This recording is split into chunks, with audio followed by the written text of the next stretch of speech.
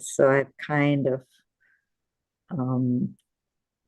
learned to put that little bar, somewhere in the middle, not just go wild with this, thinking based on others' thinking.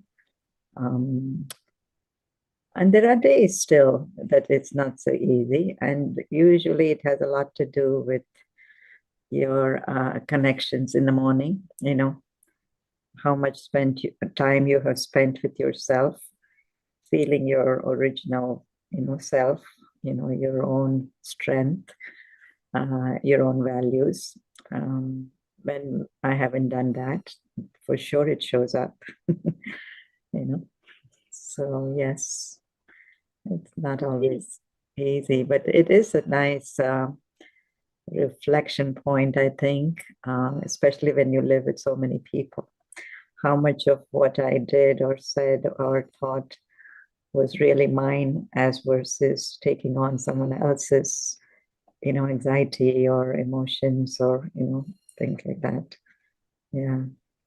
I like that. That's two things. One, invest in yourself in the morning and be comfortable in your own, I guess, your own greatness without the ego, obviously, but your own goodness.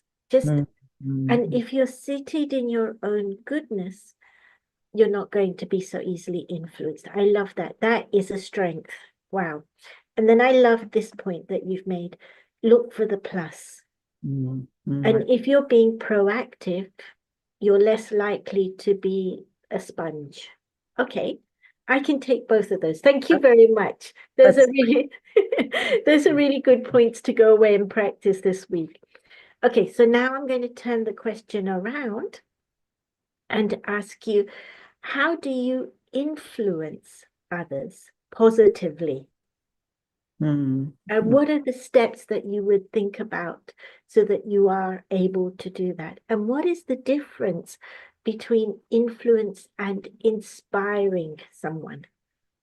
So 2 questions. I don't know if I consciously think about influencing someone, because I could only be who I am, what I am, right? And I know for a fact that what I am truly, authentically, genuinely is what people are going to pick up, no matter how much I try to act differently. So I don't think I really try to influence as such. I mean, I don't remember doing that, but I do remember paying a lot of attention to what I have to be. Say, for example, if I want to see someone a little more proactive, for example, or be more taking on more responsibility, for example, right, or whatever, then I think I will have to come from, I mean, I'll have to share, of course, through words, something inspiring, but I'll have to do it from a very, very genuine place, not from just wanting something from that person. But it's really something that I genuinely feel is going to work better, in other words. In the general sense of the word, that's just the principle wise, it works better that way. So I think whenever I have any kind of selfish or personal motives, it doesn't work, And so influence is really about, letting go of that selfishness or any kind of limited motives and be who you are, And we call it as a stage, right? In our spiritual term, we call it our state of mind or stage. So I think it really has to come from that stage. And yes, of course, the inspiration part is interesting. Again, I think inspiration is, I catch myself after the fact mostly. Now, that was not very inspiring, what I said, and then I have to change it, the next time where I do it, I have to kind of check myself and say, I don't know, that was a bit too strong, I think. even though it was true, but it was kind of, very said in a not inspiring way. So inspiration has a lot more to do with feelings and vibrations that come across to the other person. I think it's not so much the sentence or the content of the sentence itself, but its inspiration is really about your love for that person, your faith and the trust in that person, the vibrations that you're able to really get across, encouragement, all of those things. So I think, again, training in progress. Okay, well, I've known you since I was 18, and one thing I've always felt from you personally is you can do it. Just get on with it. You can do it. That's fine. Keep going. It's always been that kind of constant belief in someone. So I don't know how much more training you need in it, to tell the truth, because one thing I do think that I have a knack of doing it after all these years is just to make big things small. When something looks too big to someone, I said that's not a big thing. It's small, right? I mean, it's the outlook that you go into something with, and that people have picked up also, as an inspiration from me. And I myself also feel, and it's basically experience over time. I think that's made me that nothing is big. Think is too big to be managed or handled or done. I love it. I love it. Thank you. Okay. So I'm going to my final question, because we've got only a few more minutes, 5 minutes, is this. You've talked about loving, trusting, believing in people, and that's possible if they're people you know. How do you do it with someone on the train? How do you do it with someone you're passing by? I think you just give them the benefit of doubt, for being better than what they may seem to be outwardly, because that's what we learn, right? Everyone has that hidden component that we're not able to see outwardly. And it needs some kind of looking into, extracting from. So I think I would just say, whenever you can, again, I'm not saying I can do it all the time, but whenever you can, give them the benefit of doubt that they're not what they seemingly are. Okay, all right, I can do that and see where it takes me. I find it interesting that this whole thing of giving people the benefit of the doubt, or particularly if they're strangers, it's like you're wishing to see the best in someone. Right. So you have to see, and I think there's a part of us that also knows that there is a better part that people themselves don't recognize, and we embracing the whole of spirituality, we can embrace that better part of everyone, I think, if we try enough. It's not just knowing it, but we need to actually live it. Practice it, right? Yeah. And those are moments for us to make it real. Yeah. Sometimes it's easier because when you meet a stranger, they're going to be nice generally. So even if they're not feeling great, they'll be polite at the very least. So sometimes it's easier. What do you do? Last 2 minutes. What do you do then when you yourself are not feeling great?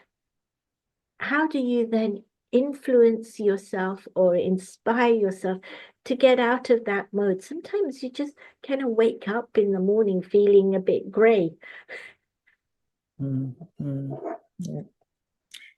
Yeah. Sure enough, no denials. But usually for me, it is about having done too much, or thought too much, or planned too much, or too much in the mode of activity, when I feel like that. And so I really feel that, that's my day, or that's my morning, or that's my few hours to just kind of withdraw, and not withdraw in the sense of, um, like in a negative sense of the word, but just not to be in the midst of too much happening out there.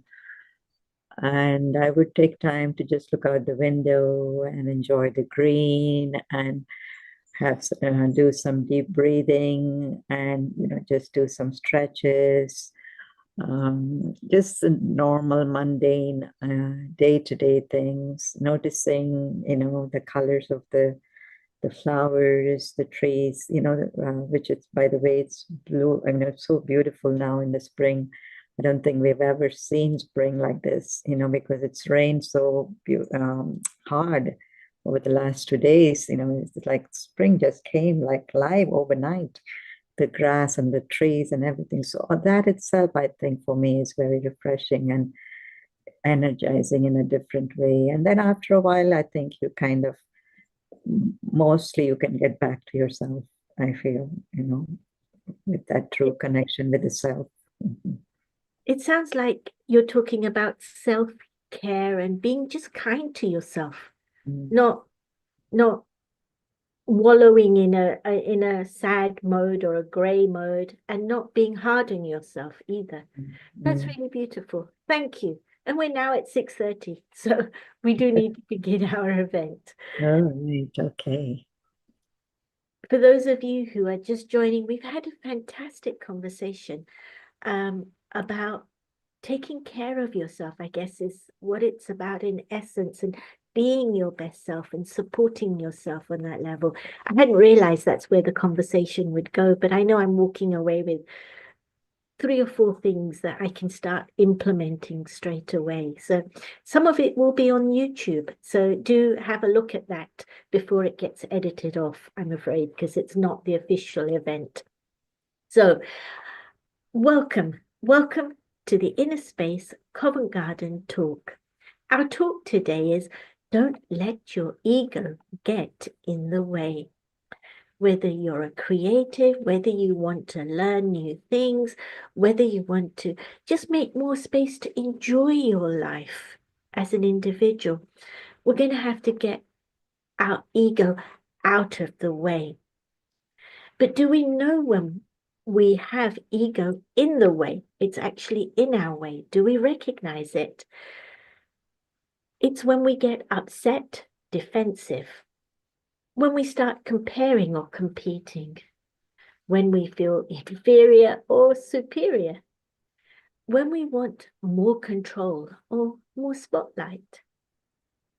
Ego gets in the way of our success, relationships, learning, growth. It's perhaps one of the biggest roadblocks. I don't know if you'd agree, but I know that that's the case for me. So if that's the case, it does make sense to get the ego out of our own way. But there is a flip side. Can it ever be useful? Can it be an ally? So we've asked our speaker to explore her understanding on how to keep ego in check, go beyond your ego, and discover your own self, your own truth, or your own greatness.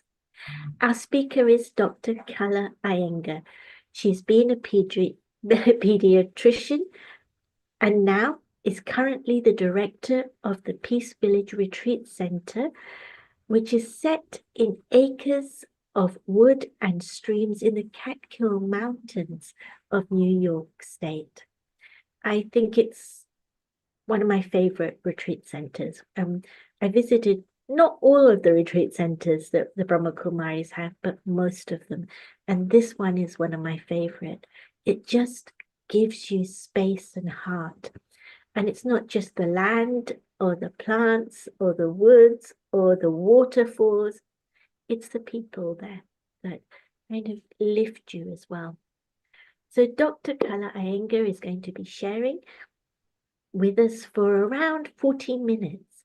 After that, she'll do a short guided meditation. And the idea of a guided meditation is that the thoughts you've heard, let them sink in, let them settle in your mind, let them settle in your heart, so that they are things that you can refer back to through your everyday life. After that, she'll be taking your questions. So please send in your questions via the question and answer link or the chat, and I'll put your questions to Color Ben, we call her Color Ben, Sister Color, after the meditation. Thank you very much. Over to you. Thank you, Aarti, for that beautiful, beautiful introduction and setting up the stage and context for this, I would say, most daring topic and most relevant topic as well. I've never heard it being stated so openly, clearly, and being described so vividly, actually, as you just did. Why should we even talk about ego? And as you know, we live in a world, we live in a society, we live in a culture, time where I think for the longest time we have come to believe that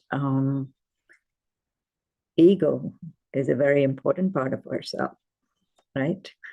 And actually, psychologists, psychoanalysts will say it's the central core of your existence as a human being. And it's very important for us to have that sense of ego. So perhaps we can just start by even asking ourselves the question, what is the ego that we're talking about? And for me, it is an exaggerated sense of self-importance. Not just a sense of self-importance, but an exaggerated sense of self-importance, more than is required, so to speak, for our normal existence, acknowledgement, accomplishment, success, and all of those wonderful things we want out of life. Of course, it's in a very important part of the psyche, and we don't want to do away with it, but we want to understand it, and we want to see both sides of the coin. When you say ego, I think there is many sides and many aspects to it, but we want to kind of examine it from all the sides. So this sense of importance or self-importance, I think we can all believe, we can all kind of understand how much we need ourselves as the center of our lives, right? We need to be thinking about ourselves, feeling about ourselves as important people. The most important person in the world for me is me, right? But what me, which me, and we'll talk about it a little bit more. But the way it comes out in most people, cultures, is not in such a healthy way, if I may put it that way. So that's why I'm saying it is an exaggerated sense of self-importance. For example, how does it come out? And I think Sister Aarti gave a very lovely rundown of the different ways in which it does come out. It shows up in day-to-day lives. And for me, actually, I think of ego as two different ways, two distinctly different ways that it comes out. One is a very outward way of coming up as ego, and it comes up as very expressive,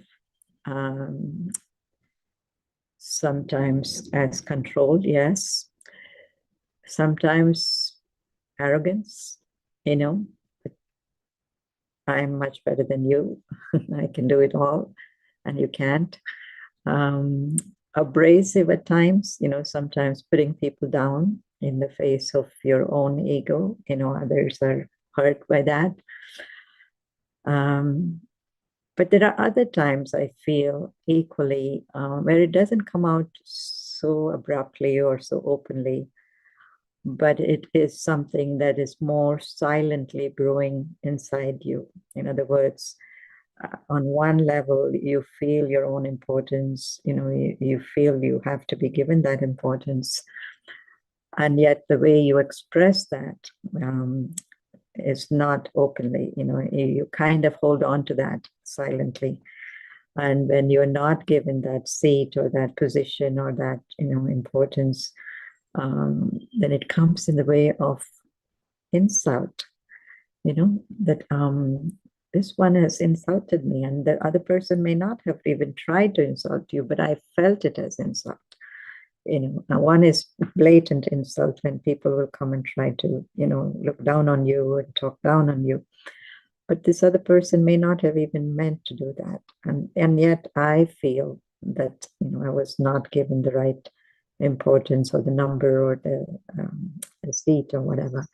So this feeling of insult, equally, I feel it comes from that place of ego. So I call it as the silent ego. And which one is better? Of course, there's no better, there's no worse, but they're both equally harmful, I would say.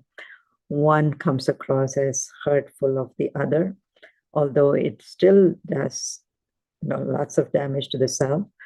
And the other one is more, kind of weighs on the psyche, weighs on the mind, and weighs on your sense of yourself even further. And it's more like the silently brewing kind of ego. Now, how do I catch it in myself? Again, Sister Aarti gave a very beautiful rundown or list of what to look for. But I think we still need to make the time to look at ourselves, because that's not one of the normal things we do in life, right? We do what we do, we say what we say, we think what we think, and we go our way.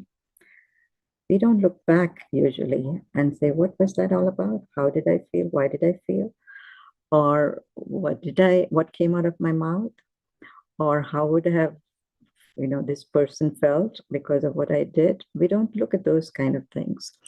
So I think the way I would need to catch myself is really some kind of a reflection or a practice. Some of us call it as checking in with ourselves at the end of the day or every so often, and noting down moments where I didn't feel very comfortable.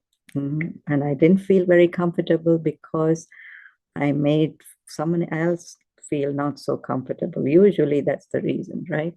So, but at that moment, if I had walked away and not given myself time, I wouldn't have realized that. So I think I need to kind of check myself, a little more closely or a little more frequently about one, how I made others feel, and about how I made myself feel at the end of the day.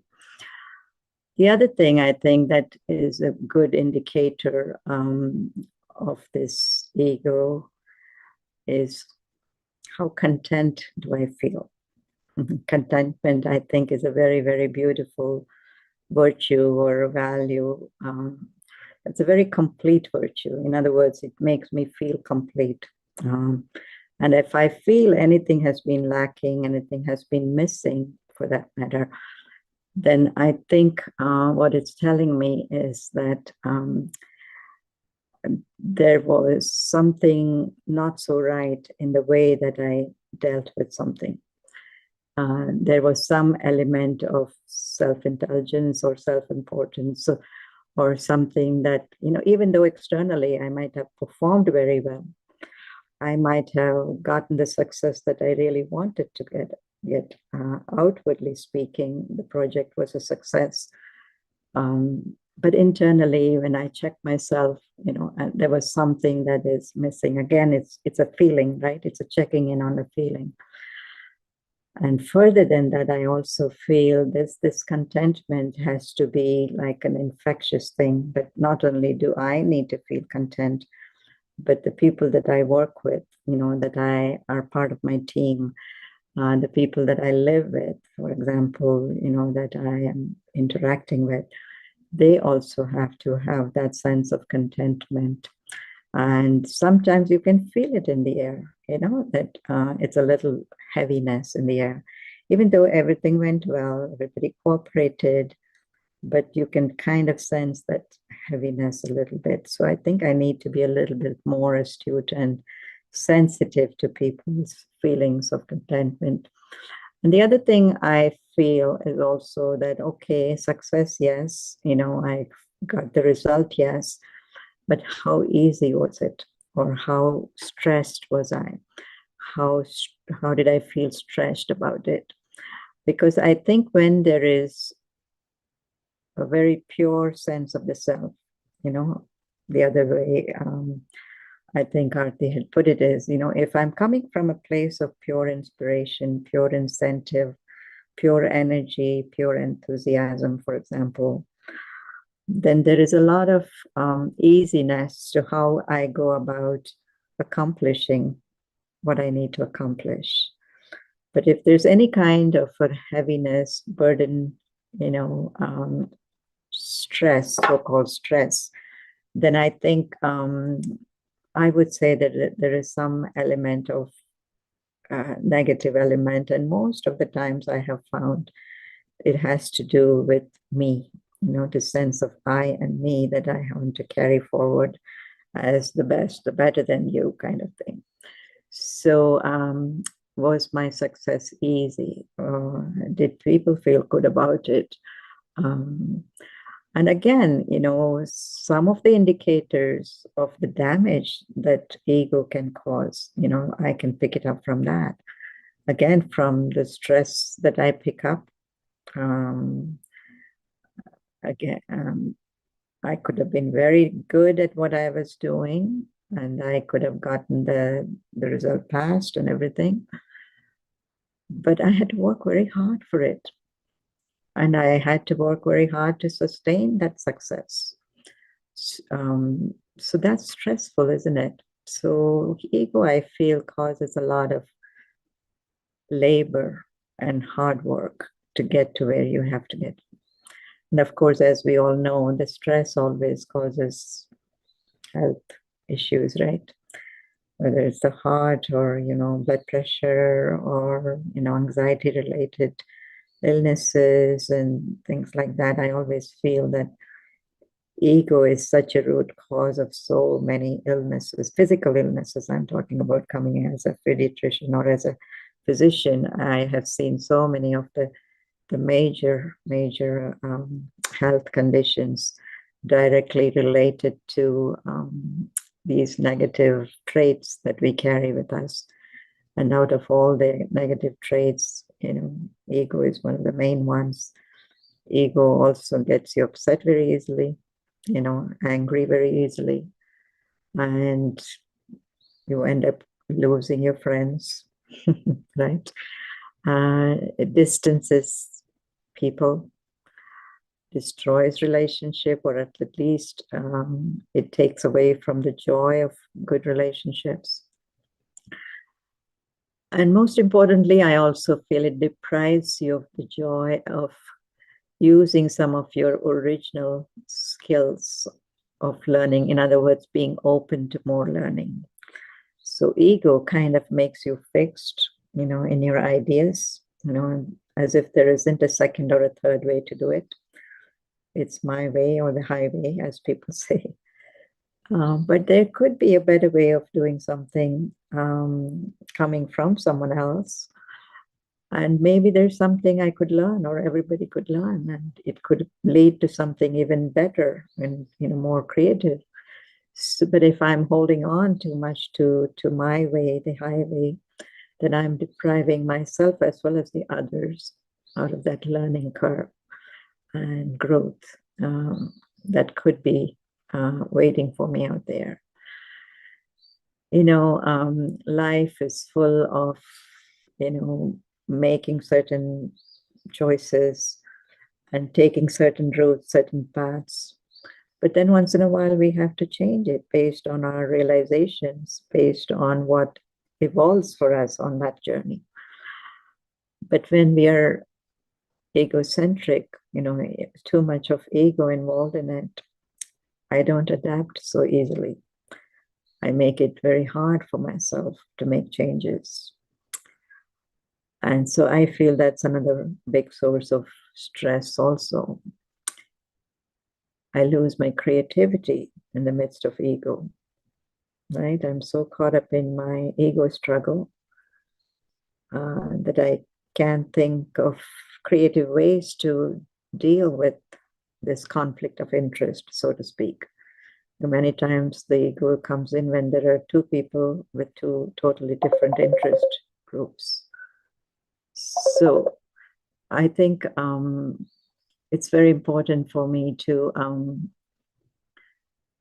realize that, I have to leave the doors open for my creativity, others' creativity, their realizations, my realizations.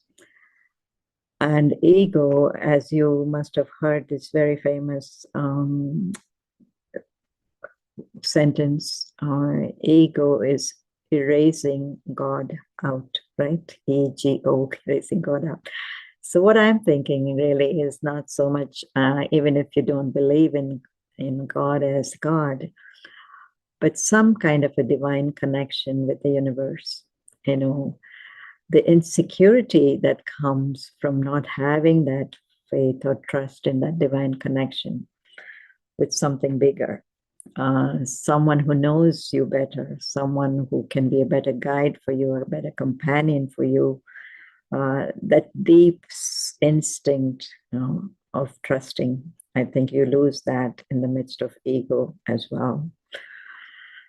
So it truly does, even if you believe in God, but you really can't use God at that time because the ego comes in the way. It doesn't allow you to connect, in that moment.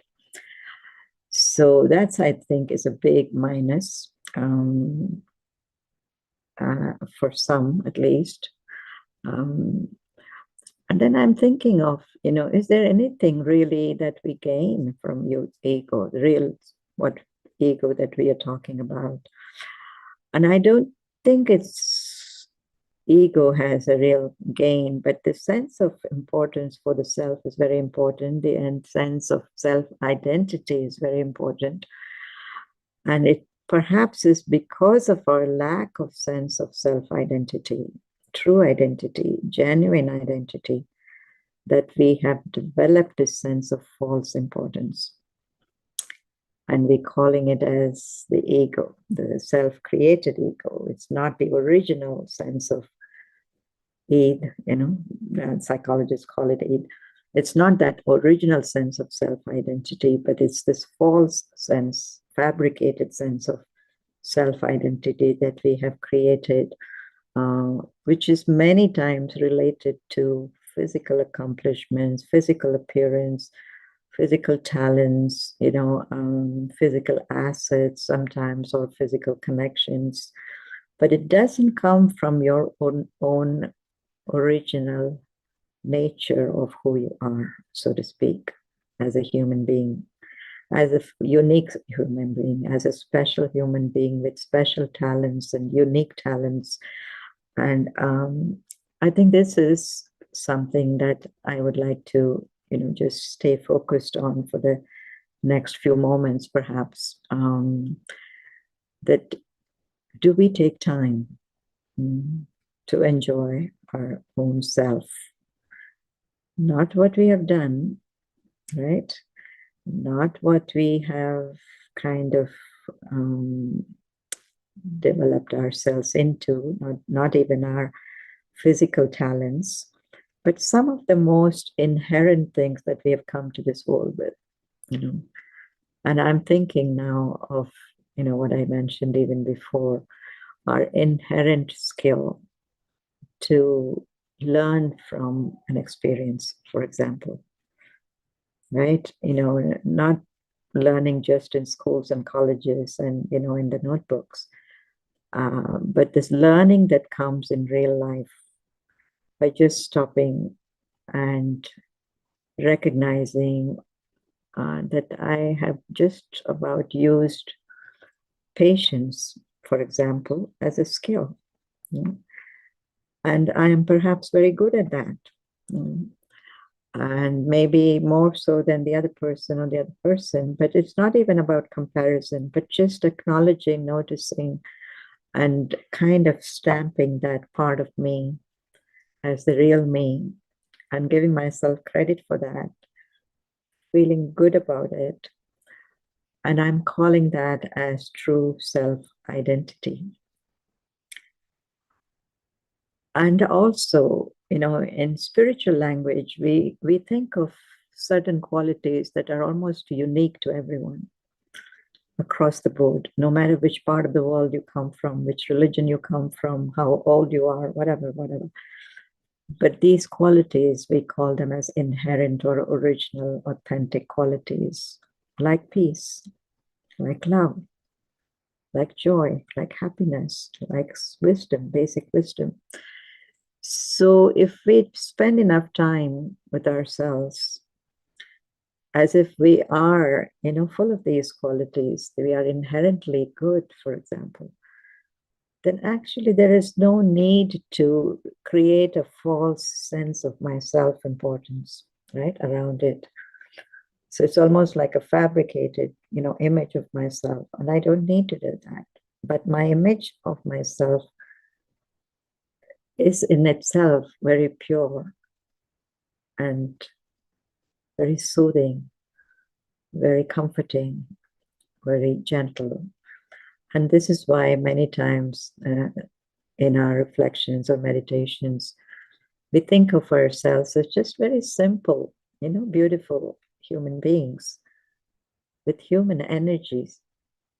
In other words, with living energy, with conscient energy, with loving energy, And it's wonderful what those few minutes that I can spend thinking of myself like that can do. So the long and short of it is that, yes, physically speaking, we may be endowed with certain qualities or we may not be. Our parents may have passed on certain, special things to us or not. And they may have treated me, indulged in me or not. But I could very well take the time to do that for myself. I could care for myself. I could nurture myself. I could indulge in myself, even just looking at my spiritual qualities and reinforcing my spiritual identity.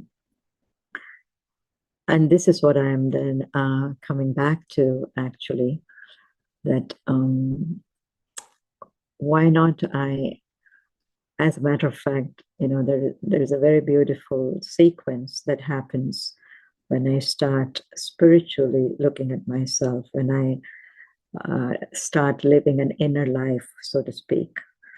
And that, sequence of, all of that is, I want to know myself better, right? I want to explore parts of myself that I haven't explored before.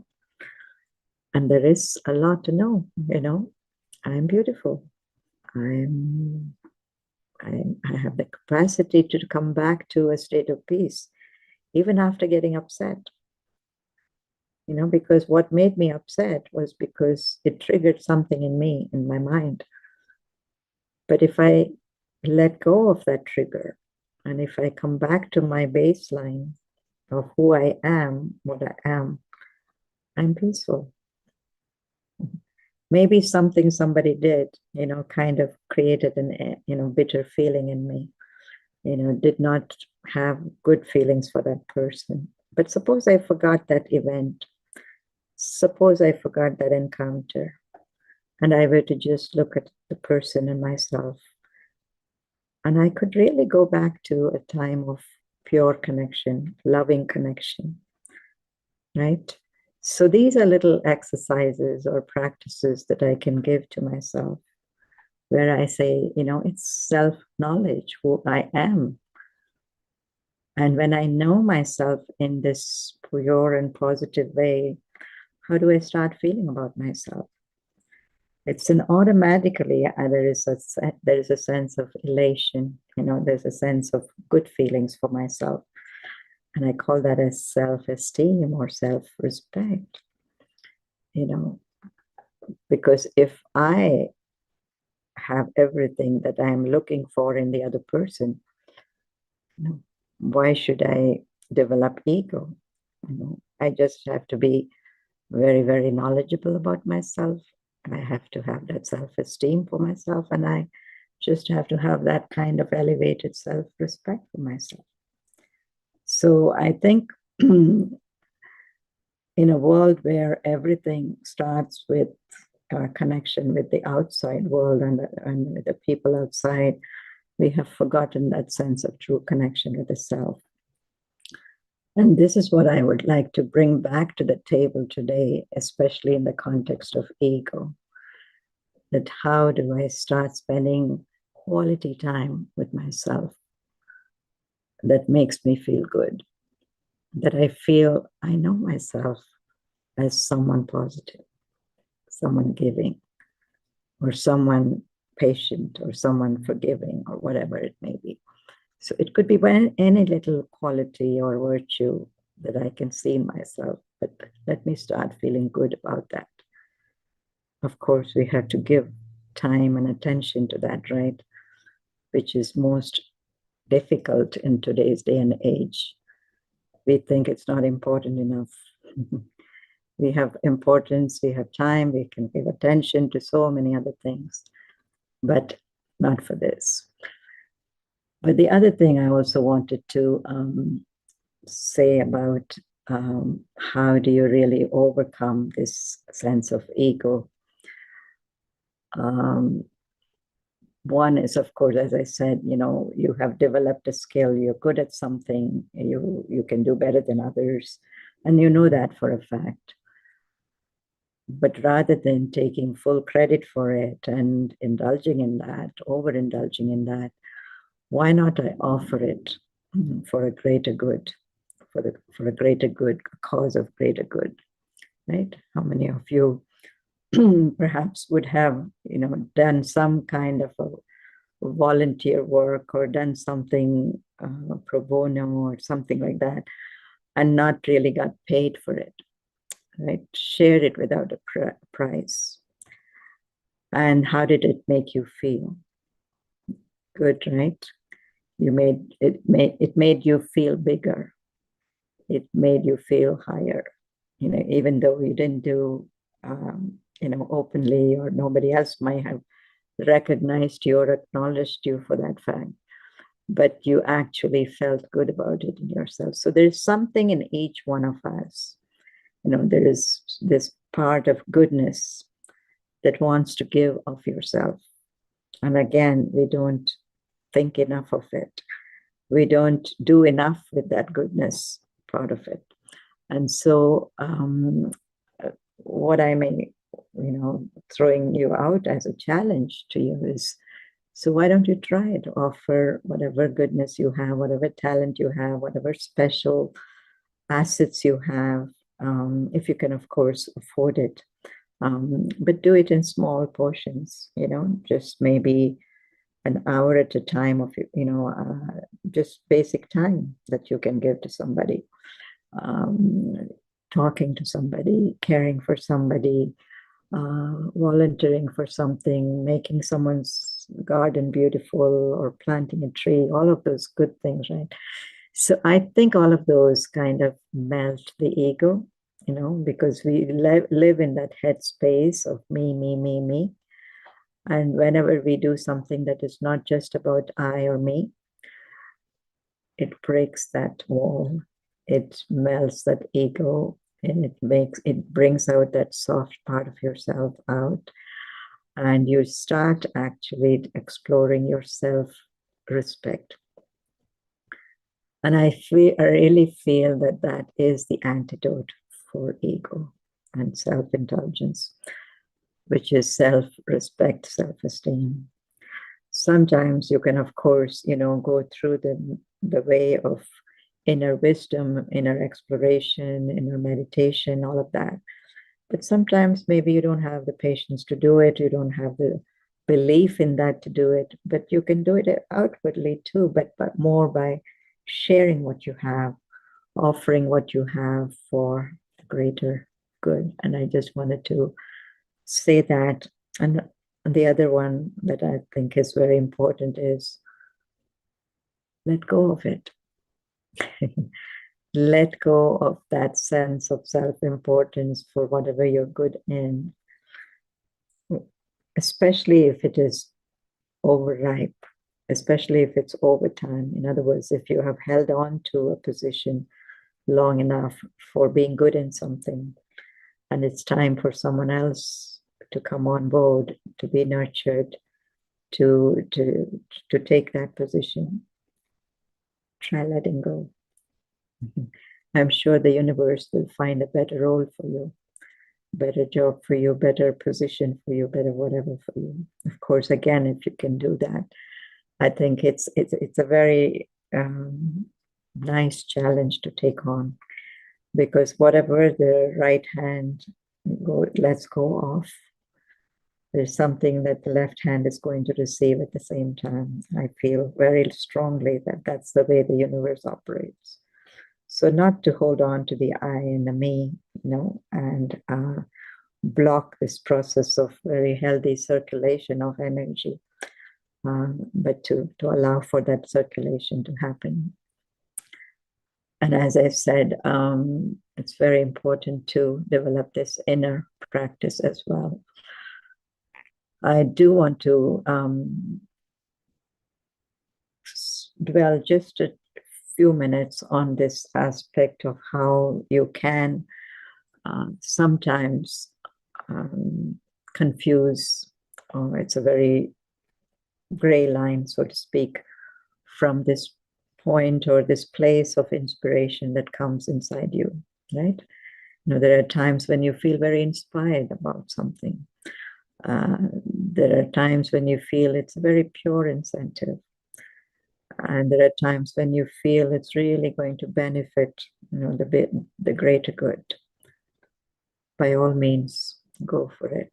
Don't doubt yourself in terms of, thinking that, oh, this is my ego, I shouldn't do that. But give yourself that chance. But keep checking from time to time with all the things that we've just been talking about. Your feelings, your emotions, your health, your companions, how they feel about you, your co-workers, how they feel about you, the success that is coming back to you, how much it is coming easy to you and that you don't have to force it. It's not like you're pulling teeth out of something for you to be successful. So I don't want you to, to stop yourself from progress or from doing what you really are being called to do. But at the same time, just check out this silent little enemy that you and me and everyone else carries with us on this road to success. And I'm saying that not just as, somebody who has gone the road and who have reached the top kind of thing.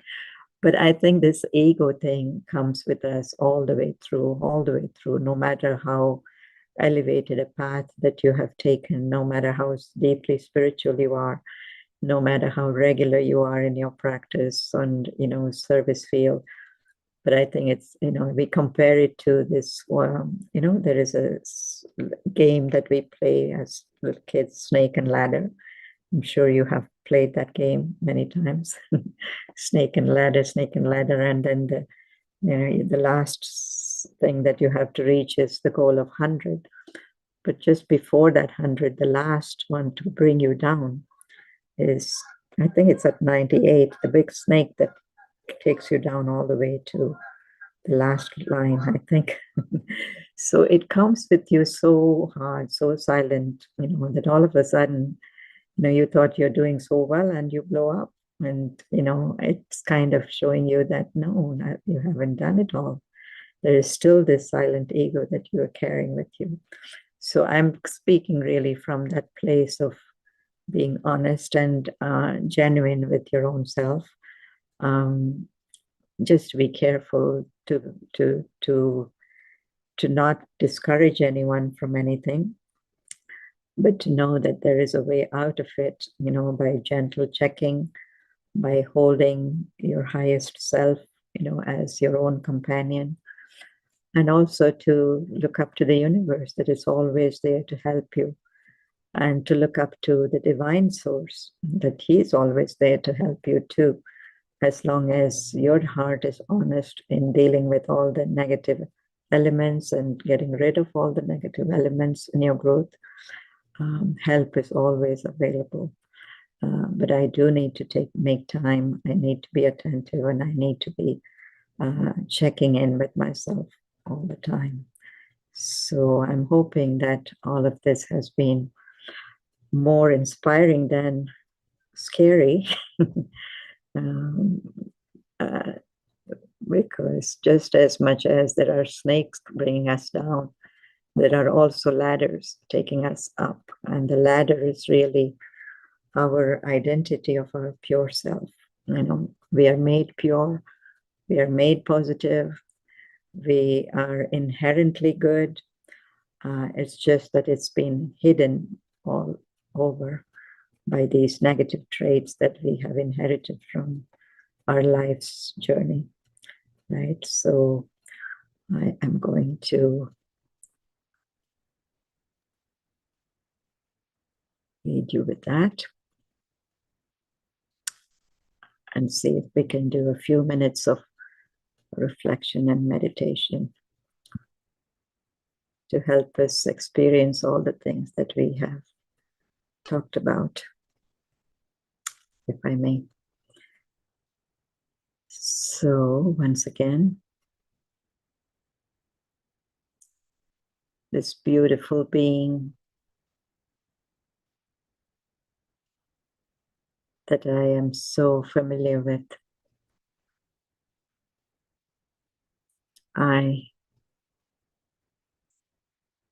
the word that I use so often, I,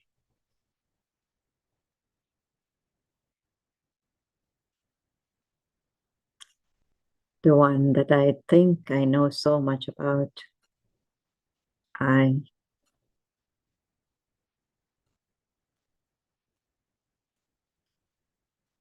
can I take a fresh look at this I?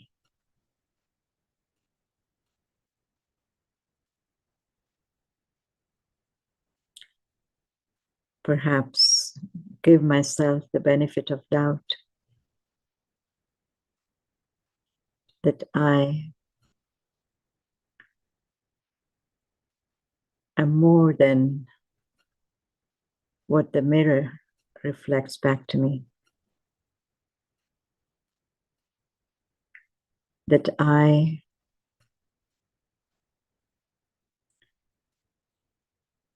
am beyond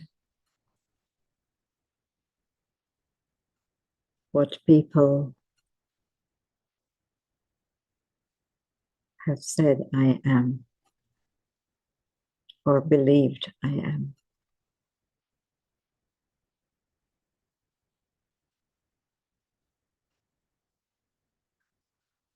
That I am not just the sum total of everything I have gathered or created or accomplished in terms of degrees and physical assets.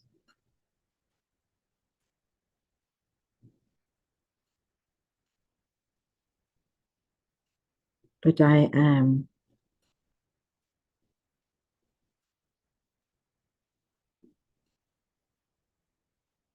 I'm a very subtle and a silent being.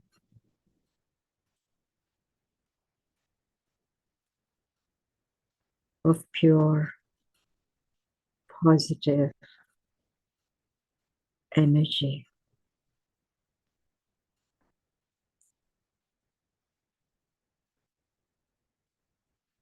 Energy that is very, very original to me.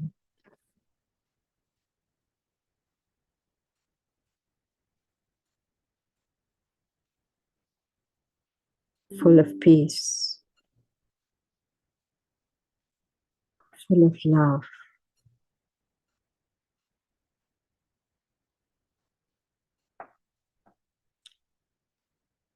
Full of deep trust.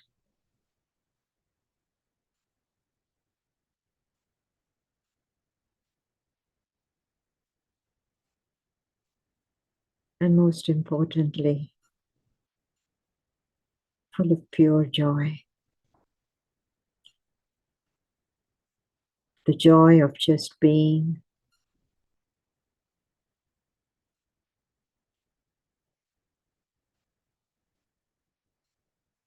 The joy of creating.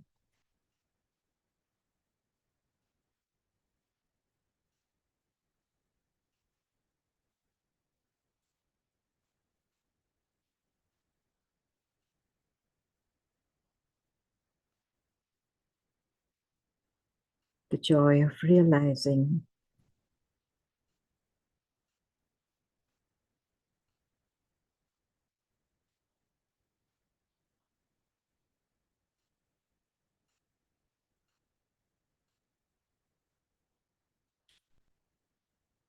And the joy of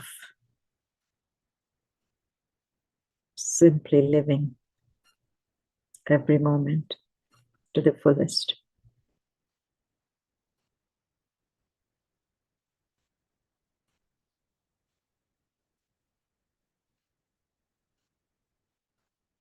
Take a few deep breaths in and out. And feel this pure energy spreading to the whole body.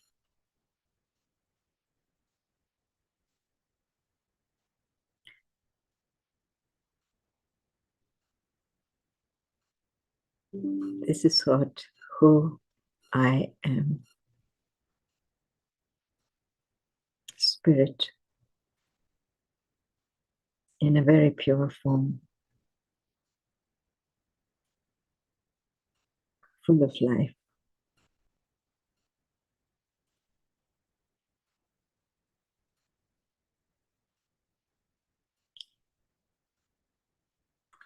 Let me maintain this sense of who I am.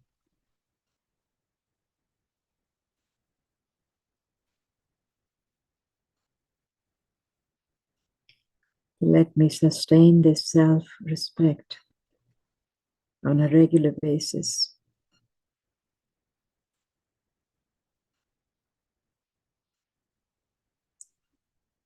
Because this is my truth.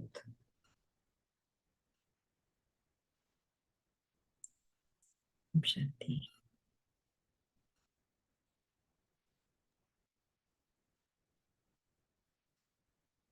Thank you. Thank you for taking us on that journey in the meditation and centering us, but also for the insights in your talk. It's been so informative and so practical, things we can walk away with. And there's a whole pile of questions that have come in. So let me start with the questions for you. The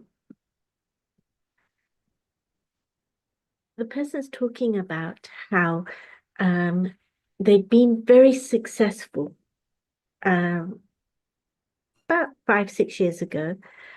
They'd experienced a lot of success in a very short time, but because they had an toxic ego clash, they lost their relationship. They got in touch with their father, who then passed away after a month. Got a dream job, but got rejected because of what they did as a teenager, and their ego was out of control. And so they felt distraught, detached from the family and friends, and felt lost because the ego was undermined. So do you have any advice overcoming the loss of this type of ego? Is it simply about rebuilding healthy ego if this exists? I'm feeling lost and helpless and doubt every step forward. knowing how easily things can be taken away from me and my ego.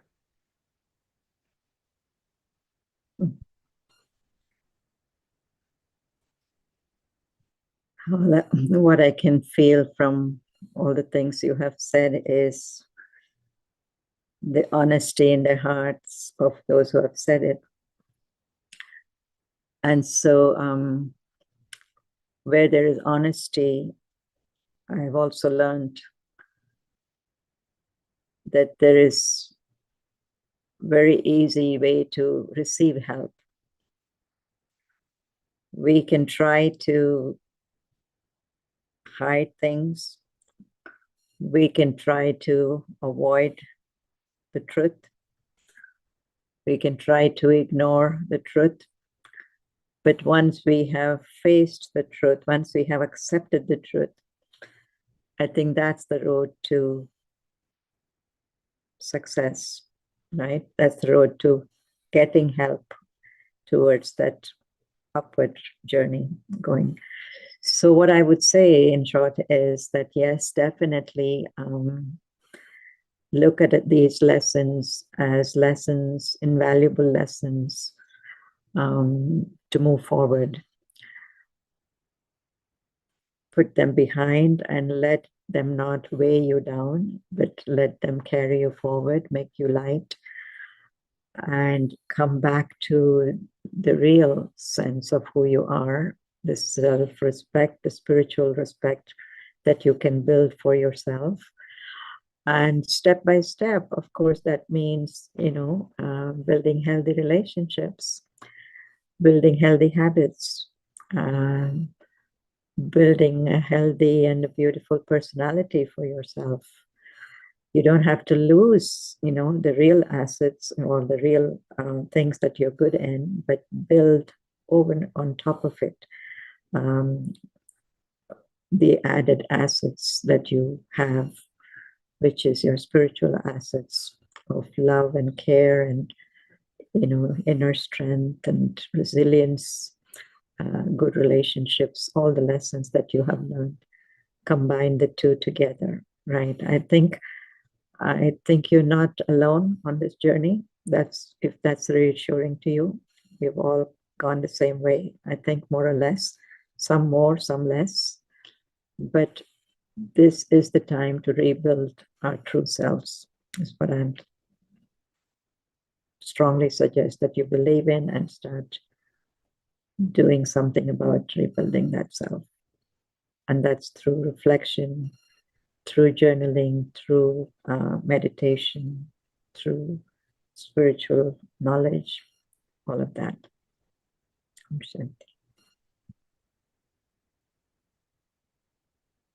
Thank you. That was so beautiful and hope-filling. So thank you.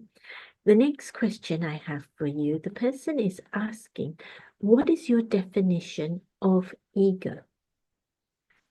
So that's one question, and then I'm going to put another question along with that. How do you understand the difference between self-esteem, self-respect, self-worth, also in context of ego? Mm-hmm. So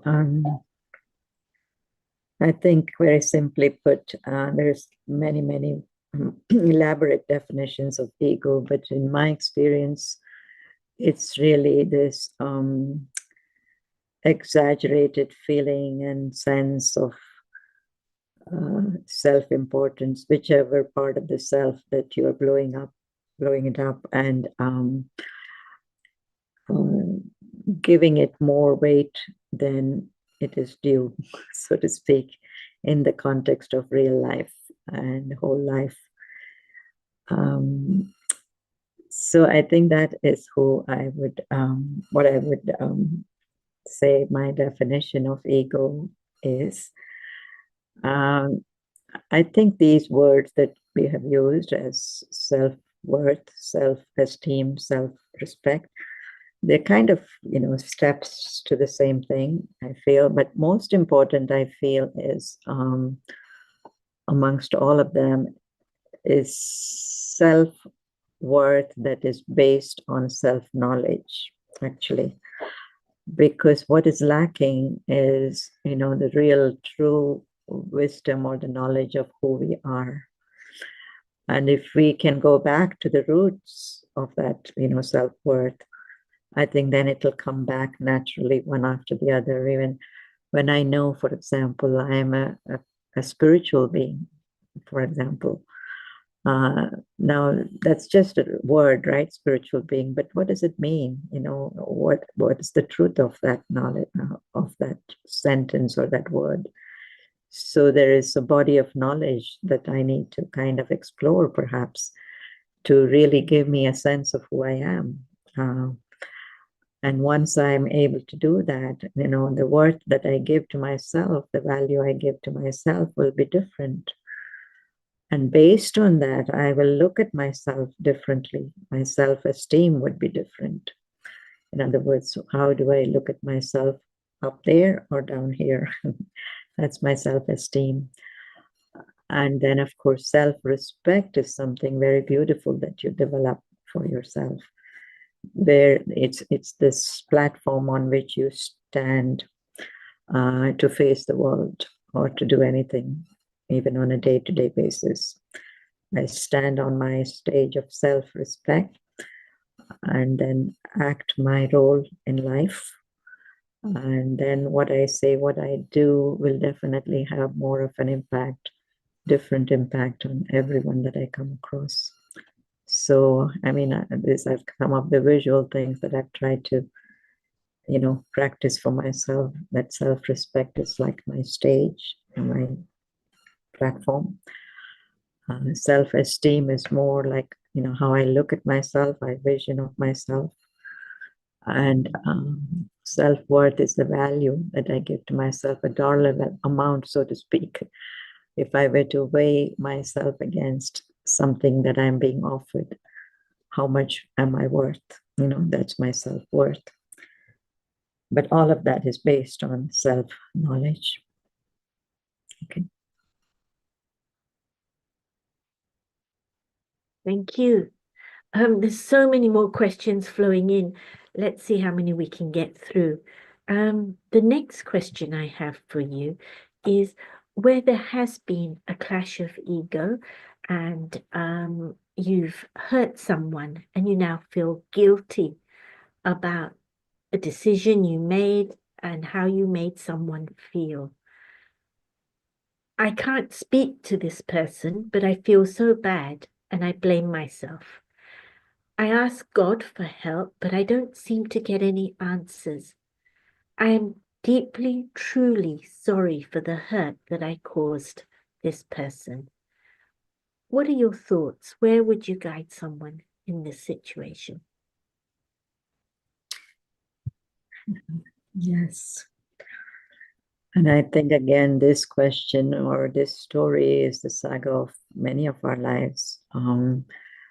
We've done so many things hastily or in a rash way, and not really considered the feelings of other people. And mostly it's been ego at work. And so again, I think it's very important for us to get out of this guilt game and accept that what I did was from a place of ignorance, if you may, from a place of darkness. And honestly, if you really are asking God for help, the help really has to come from that place of genuine realization that I don't want to be in that place of darkness or ignorance anymore. I want enlightenment. I'm looking for light. I'm looking to move away from a place of guilt to a place of forgiveness. But it's really forgiveness for the self, knowing that I'm now ready for entering into light. So really invoking that light of wisdom of who I am, so that I can, I can make that journey. In other words, it's not simply enough to realize I have made a mistake, but it's important to move from the place that made me make the mistake to a place of empowerment. And that place of empowerment is a place of self-knowledge, self-wisdom again. So open yourself to that light of wisdom of who you truly are. You're not that person that hurt, really, in the genuine sense of the word, but you are better than that. You have that lighter side of you that you have to start acknowledging, embracing, and being who you truly are, the soul, the pure soul that you are. And that's what we always go back to in terms of the self-knowledge of Raj Yoga, actually, right?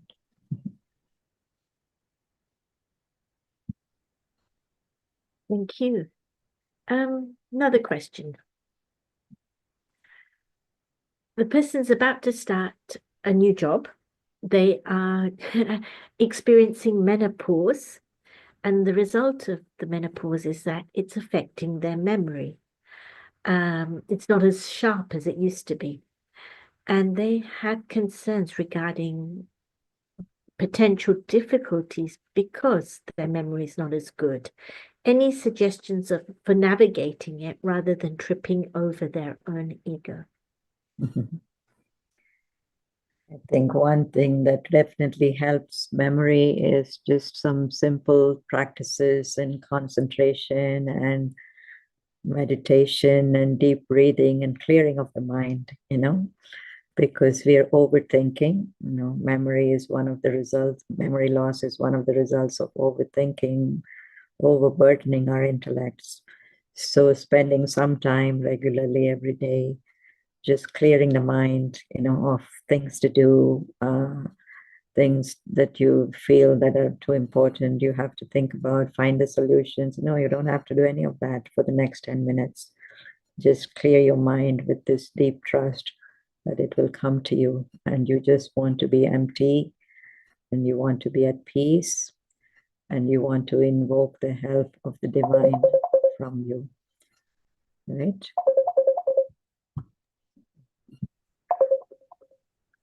Thank you. It is the end of the event. Do you have another 10 minutes? I can see your phone's going and you're in demand. But sorry, that's okay. It's just about time. Yeah.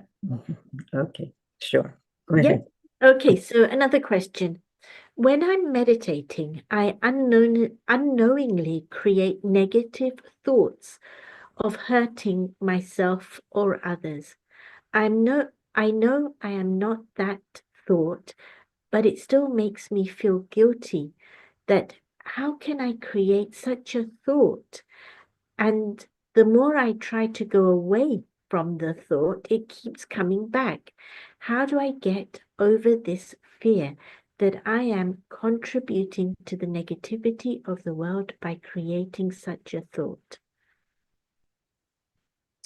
You have to create, opposite and beautiful and positive thoughts that would cancel these thoughts.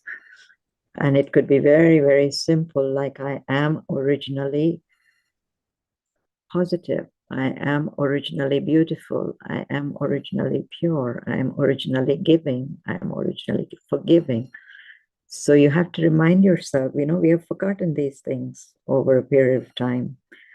But it's like tickling a memory, like how you tickle your memory of your childhood sometimes, and your parents start telling you about it, and then you remember, oh yes, that's right. Oh yes, that's right. So it's this practice we have to get into. And one of the things that one of the methods we use is we connect with God, as a supreme energy that hasn't forgotten who we are originally. This is the beauty of Raj Yoga meditation, that not only do I remember myself, sometimes it's difficult for me to remember, but if I connect with the being that is, that hasn't forgotten who I am, which happens to be God, then it's easy for me to be reminded that I am truly beautiful. I am truly powerful. I am truly, helpful in nature. I might have hurt people in the past, but that's not the real me. I need to reinforce that thought about myself. The real me is not a hurting me, it's a helping me. Right? Thank you. The next question. If our ego has been crushed in the past and is now comes out to reaffirm itself in some of the ways you've discussed, how do we suppress the past experience and keep our ego in check so that we don't get offended and feel victims, etc.?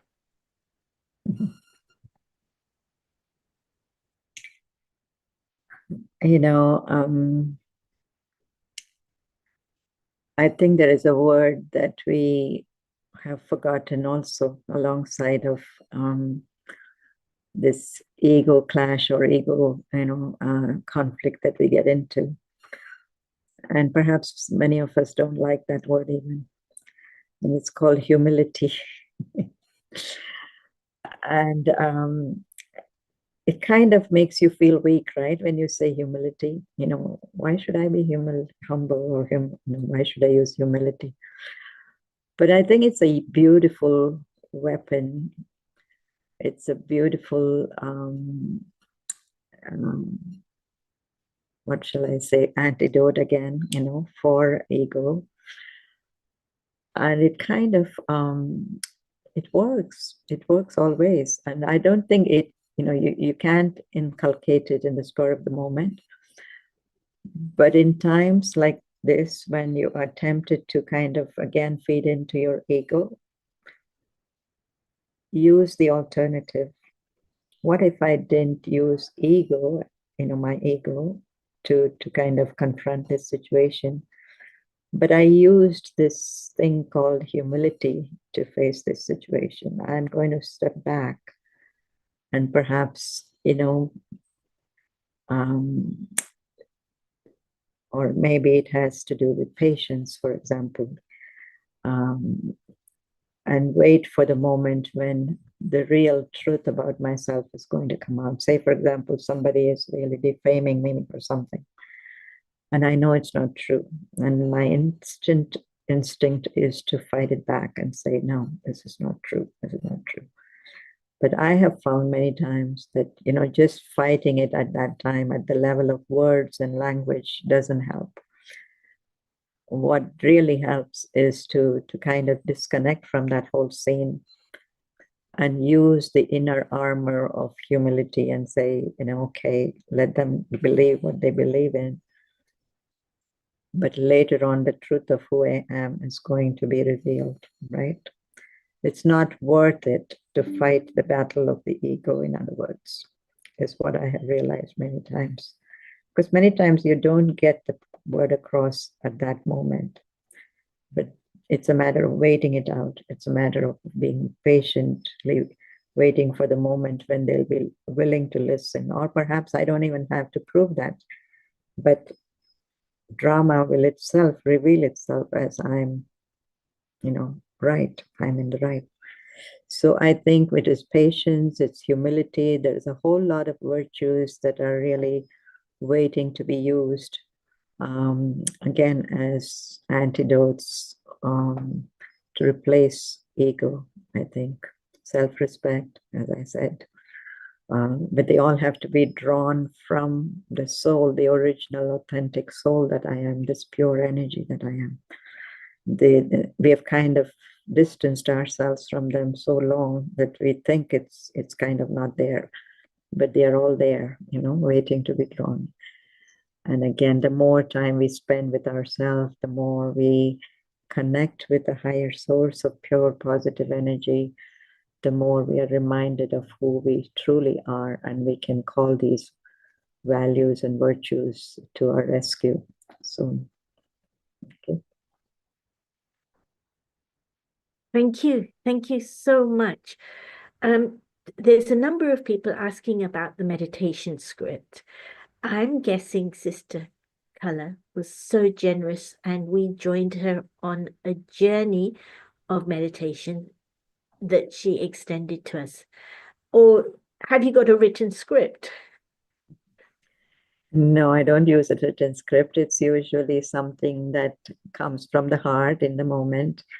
And each one can develop that script on your own once you develop the practice of inward looking and, like acknowledging your inner life. Perhaps you can start by journaling or putting some thoughts, of your own self. And you'll be surprised, even your own journaling can be your script for meditation sometimes, but we all have it in us. One thing I can say is, for sure, I'm sure you're going to expose them to, the lessons that are available of the self-knowledge of Raj Yoga. So that will give you a lot of material as well. Mhm. And until you do your meditation course, which is what Sister Color is suggesting, you can go back and listen to the talk and the meditation on our YouTube channel. So do visit that in the meantime. Which I know there are other questions, but we have to say thank you. Thank you all for your generosity of sharing your thoughts, asking your questions, and getting us to explore the topic further. And particularly thank you to Sister Color for making the time and sharing your insights and very practical skills, and making it hopeful, not something that feels like a mountain or something that is incomprehensible. So thank you so much this evening for that. And thank you so much, Sister Aarti, for thinking of me and choosing such a beautiful topic. It's actually very close to my heart. I don't know. I haven't talked or thought about it so much, a long time, but I just am being reminded that this is one of the most interesting projects, spiritually speaking, to work on the ego, as I said even before. Okay, thank you. Thank you. Especially for inviting me across the ocean. We can't wait for you to come to London in person, and we'll certainly do an event with you. So that I will remember that, and I'll say the same thing to you too. Okay, definitely. But I think you're more likely to visit us here sooner rather than later. Sure.